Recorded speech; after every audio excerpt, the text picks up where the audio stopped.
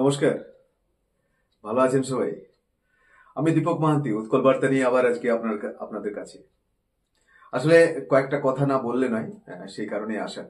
এবং আমি চাইছি এই বার্তাটা সমাজের প্রত্যেক মানুষ শুনুক, প্রত্যেকটা মানুষ জানুক আর কি। হ্যাঁ, যে ঘটনাটা বলবো সেটা দয়া করে কেউ ভুলভাবে নেবেন না, মানে পার্সোনালি কেউ নেবেন না। এটা সমাজের ঘটনা, এটাতে কারো দোষ কারো গুণ এই বিচার করতে আমি বসিনি, এবং এই বিচার করার ক্ষমতাও আমার নেই। তবে যে ঘটনাটা ঘটেছে সেটা আমার ব্যক্তিগতভাবে খারাপ লেগেছে, আর অনেকেরই খারাপ লেগেছে, তাই এই ঘটনাটার অবতারণা করা। দয়া করে কেউ ভুল বুঝবেন না। আমি কোনো খারাপ উদ্দেশ্য নিয়ে বা কাউকে ছোট করার জন্য কিন্তু সামান্যতম এই কথাগুলো বলছি না। দেখুন, সমাজ তো আর এই নয়, সমাজ সমাজ একটা শৃঙ্খলার মধ্যে চলে, এবং সেটাকেই সমাজ বলা হয়। যদি বিশৃঙ্খলা চলে আসে তাহলে তো আর সমাজ বলা যাবে না। আমরা উৎকল সমাজ বলছি, এবং এই সমাজে একটা শৃঙ্খলা রয়েছে। কোথাও কয়েকটি ঘটনা বলবো, মনে হচ্ছে যেন শৃঙ্খলাটা ব্রেক হয়ে যাচ্ছে এবং খুব বাজেভাবে যাচ্ছে আর কি। প্রথমে বলি, হিড়বান বলে একটা গ্রাম রয়েছে, আপনারা জানেন। তারপর ভুনিবাঙ্গুরদা বলে একটি গ্রামের কথা বলবো। এটা এই রিসেন্ট ডেভেলপমেন্ট, তার জন্যই বলা আর কি। হিড়বান্ধ মূলত মাহান্তিদের বসবাস, বর্ধিষ্ণু পরিবার সবাই। হিড়বান্ধ অত্যন্ত শিক্ষিত গ্রাম, প্রচুর মানুষ বাইরে রয়েছে হিড়বান্ধে। হিড়বান্ধে হাই স্কুল রয়েছে, ব্লক রয়েছে, হিড়বান্ধে একটা ব্লক, হিড়বান্ধ থানা। ফলে এটা বর্ধিষ্ণু গ্রাম উৎকল মহলের। এবং সেই গ্রামেরই ঘটনা শুনলাম যে পাড়ায় পাড়ায় বিয়ে হচ্ছে। মানে একটা পাড়া খুব পাশে আরেকটা পাড়া, মাহান্তিতে বিয়ে হয়েছে রিসেন্ট। বিয়ে না, রীতিমতো রেজিস্ট্রি করে বিয়ে হয়েছে। এবং সবচেয়ে আশ্চর্যের ব্যাপার যে সেখানে সেই রেজিস্ট্রিতে নাকি অভিভাবকরা উপস্থিত ছিলেন। আমি জানি না কতটা ঠিক কতটা ঠিক, কিন্তু এগুলো সবই শোনা খবর। যদি হয়ে থাকে এটা অত্যন্ত উদ্বিগ্নের ব্যাপার। এবং দেখেন, প্রেম আগেও ছিল। পাড়ায় পাড়ায় যে প্রেম হতো না তা নয়, প্রেম ছিল, ভালোবাসা হতো, হয়তো হতো, ভালো লাগালাগি হতো।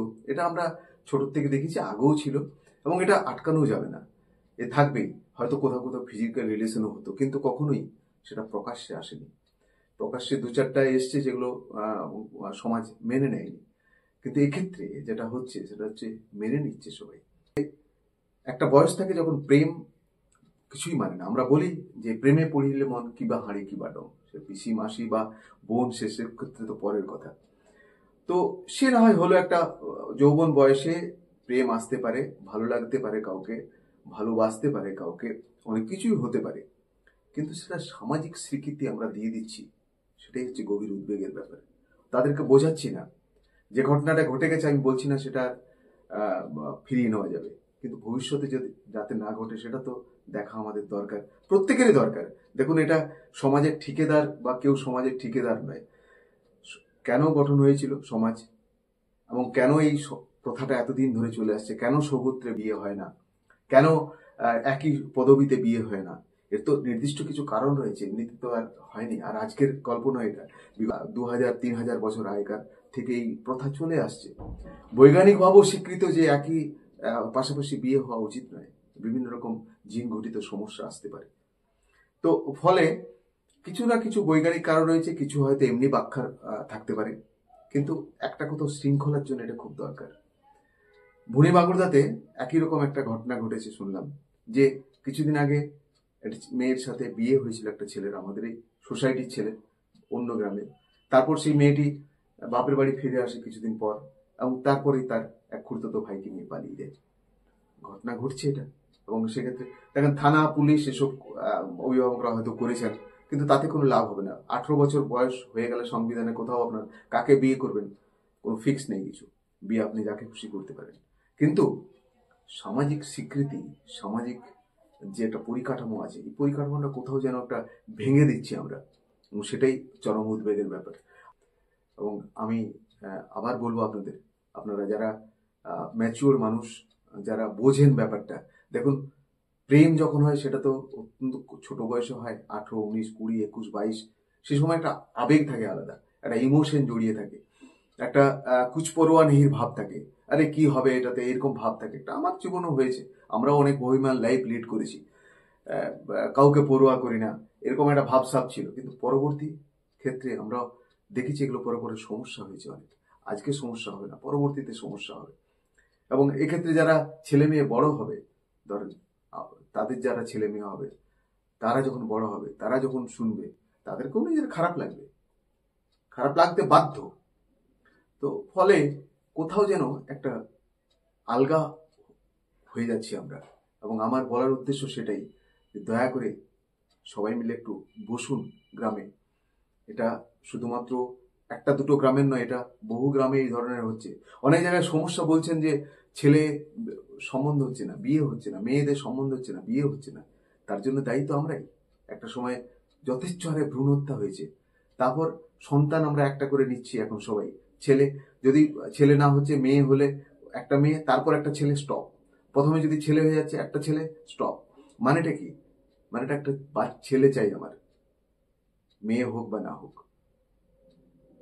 তো এটা তো সমস্যা আমরা নিজেরা সৃষ্টি করেছি, এবং সেই সমস্যার এই প্রজন্ম ভুগছে আর কি। এমন কোনো গ্রাম নেই, একটু বড় গ্রামে প্রায় 18 জন 20 জন করে ছেলে অবিবাহিত অবস্থায় পড়ে রয়েছে। এমনকি মেয়েরাও আছে, মেয়েরাও প্রচুর গ্রামে আছে যে অবিবাহিত অবস্থায় রয়ে গেছে। এমনকি চাকুরিজীবী মহিলারা, তারা ভালো পাত্র পাচ্ছেন না, বিয়ে হচ্ছে না, কারণ মেয়েরা একটু বড় চাকরি পেলে ন্যাচারালি ছোট চাকরির ছেলেদেরকে বিয়ে করবে না। এটা ইগোতে ভোগা হয়, সবাই ইগোতে ভোগে এই ব্যাপারটা। ছেলে বড় চাকরি করলো, মেয়ে কম চাকরি করলো, ব্যাপারটা হয় না। পুরুষতান্ত্রিক সমাজ ব্যবস্থা, ফলে পুরুষ বেশি রোজগার করবে, মেয়ে কম রোজগার করবে, এবং পুরুষ একটু উঁচু হবে, মেয়ে কম হবে। এই মানসিকতা আমাদের মধ্যে ঢুকে রয়েছে। তার জন্য আমরা সেই মতো ভালো মেয়ের সম্বন্ধ করতে পারি না, হয় না সম্বন্ধ। গার্জেন মানে না, মেয়ে মানে না, কারণ এই মানসিকতায় আমরা বড় হয়েছি। আমার নিজের আত্মীয় ক্ষেত্রে আমরা দেখেছি, খুব ভালো এমপ্লয়ি মেয়ে, দুর্দান্ত প্রচুর স্যালারি পায়, তার বিয়ের ক্ষেত্রে ব্যাপক সমস্যা দেখা দিয়েছিল। আলটিমেটলি সে নিজে অন্য কাস্টে বিয়ে করেছে। তো ফলে এই গল্পটা আসছে, আমরাই দায়ী তার জন্য। এবং নিজেদেরকে আমি বলবো যে সবাই মিলে বসুন একটা জায়গায়, যারা ম্যাচিওর মানুষ তারা আলাপ আলোচনা করুন, এই ঘটনাটা যাতে না ঘটে ভবিষ্যতে, এবং এই ঘটনাকে যাতে প্রতিহত করা যায় সেটা দেখুন। সামাজিক কাঠামো যদি ভেঙে যায় না, আজকে আমরা 10 বছর, 12 বছর, 15 বছর, 20 বছর পরে হয়তো পৃথিবী থেকে বিদায় নেব।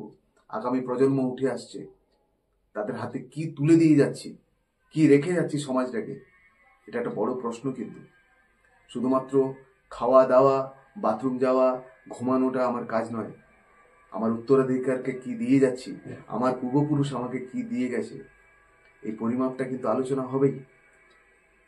অতএব সবাই মিলে একটু ভাবনা চিন্তা করুন।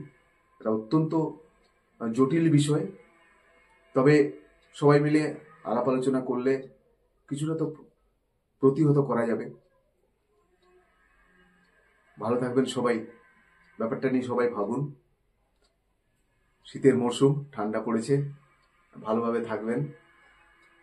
যারা বয়স্ক মানুষ তারা অবশ্যই একটু কেয়ার নেবেন নিজেদের উপরে, চেষ্টা করবেন ভালো থাকার, যাতে সবাই মিলে এই পৃথিবীটাকে, এই সমাজটাকে একটা নতুন জায়গায় নিয়ে যেতে পারি, সেই চিন্তা ভাবনা সবাই করুন।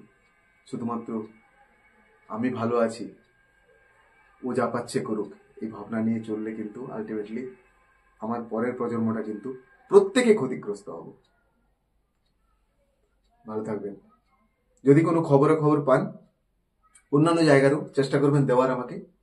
আমি চেষ্টা করি যাওয়ার, অনেক সময় যাওয়া হয়ে ওঠে না, অনেক কিছু কারণে, ফাইন্যান্সিয়াল কন্ডিশন থাকে, টাইম থাকে, যাওয়া আসার একটা হ্যাপা থাকে, অনেক রকম ভাবনা চিন্তা করে অনেক সময় যেতে পারি না, প্রচুর আমন্ত্রণ পাই বিভিন্ন রকম।